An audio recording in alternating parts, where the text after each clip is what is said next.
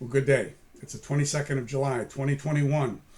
Do you want a job where you're outside all the time, working in the beautiful outdoors? Federal law enforcement job, law enforcement benefits. You probably don't have to deal with drug dealers or prisoners, transporting them to court, or even fugitives, Your biggest threat will be, somebody doing something in a park they're not supposed to be doing. Well, if sounds like your idea of a good time, the National Park Service might be the place for you. They currently have one vacancy, at it's actually at Mount Rushmore, but others will open up. But this agency differs from any other agency in the way that they hire and train. So I'm going to go into a little bit on that because, again, it's totally different from any other federal agency I've ever heard of. Just about every other department, every other agency, you get hired, they send you to the academy, they pay you while you're in the academy, and then they send you to wherever they want to send you. This one, you go to the academy first, you pay your way, you get a job as a seasonal employee, and then after you've done your time as a seasonal employee, you can move up to a full-time position. So without further ado, let me explain that.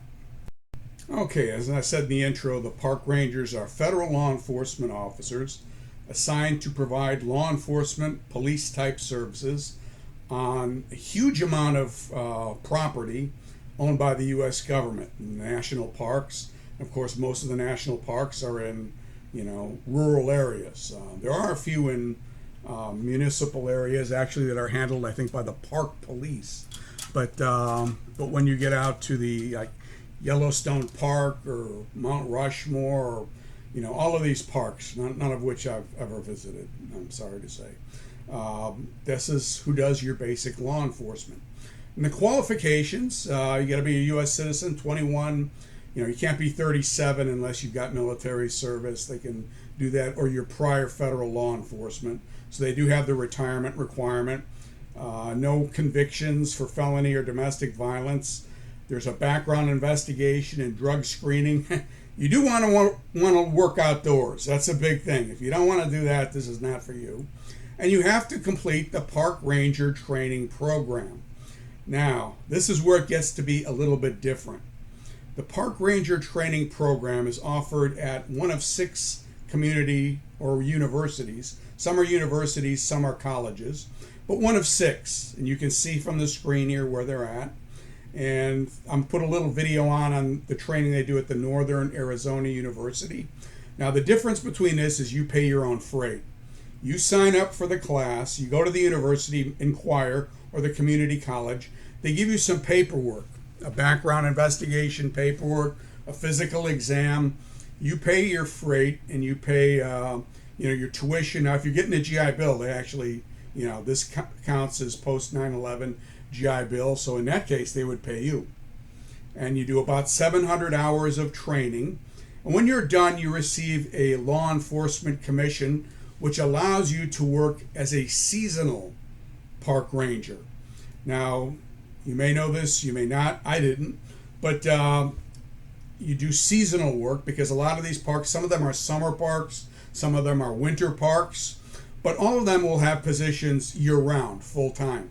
So you start off as a seasonal employee, and you could actually, from what I understand, go from a summer park to a winter park and actually be full-time that way, like a gypsy or something. But the other way of doing it is after a couple of years of seasonal, they'll place you in a full-time position. And then you would receive additional training at Glencoe, as well as training by a field training officer. Your area of responsibility is? So this program is a Park Ranger training program. Our students are aspiring to work in law enforcement and emergency services in the National Park Service. With mountains as my office space. We focus on the law enforcement function. Police, put your hands on your face, do not move! They're police officers. Their setting is just that of the park. We're teaching them how to be safe and do their job and keep the public safe at the same time. Some of the topics that we cover in this program include legal foundations, behavioral science, patrol operations, firearms, emergency vehicle operations, and what's known as control tactics, the handcuffing, and self-defense techniques. It's very important because a lot of times you're going to have people who are bigger than you, stronger than you, or whatever, and you need to know how to handle the situation. We come out to places like Fort Tuthill. We set up real life scenarios for students to try that out. We bring in a lot of instructors from other agencies to assist us. So they're going to flank out, come up. We're putting some practical applications to use. Assisting a downed officer to get him to safety where it's hands-on. What we hear from the field is they want our graduates. There's a reason why I came here over any of the other schools. You know, it's just got one of the best reputations. Come back, Ryan, come on! We have Rangers all over the country. I don't think there's anybody working in Glen Canyon that didn't come through this program. And there you have it. I mean, this is either a job that's for you or it's not. Now, again, it goes to GS9, which is not, it's not a king's ransom or a queen's ransom. I think supervisory is 11. In some cases, it might go to an 11 or GS12. In those areas, you're becoming a chief, a supervisor. Now, the trade-off is you work in the great outdoors, and you do have to be physically rugged because you're going to do a lot of walking. It's not just sitting in a car eating, donuts, because there's no place that probably sells donuts. So you're going to be walking a lot. You have to be fit for that kind of a thing. And there is surveillance actually that they do, because some knuckleheads grow dope, marijuana in the national parks. And then you got other crazy people who spike the trees, because they do cut down these trees, but they spike the trees so that when somebody comes through it with a saw, the saw whips back at the guy cutting it. It's actually a very, very vicious crime. And then whatever other crimes people commit on these parks, which I'm sure they have the full range of crimes, just, probably not as much as a major city or something like that. But since it's all federal territory, it's all federal charges. So again, this is something you really have to kind of prepare for, and that you first sign up and go to the academy on your own freight. You get your seasonal ticket, and then you apply to parks like during the summer, which there's probably quite a few of them. And you're the park ranger for the summer. And then when a full-time slot opens up, then you take those credentials and you say, here's my commission, here's my experience, and you're good to go. And it seems like a good job if it's for you. It probably wouldn't be for me, but if it's for you, it's definitely a good step.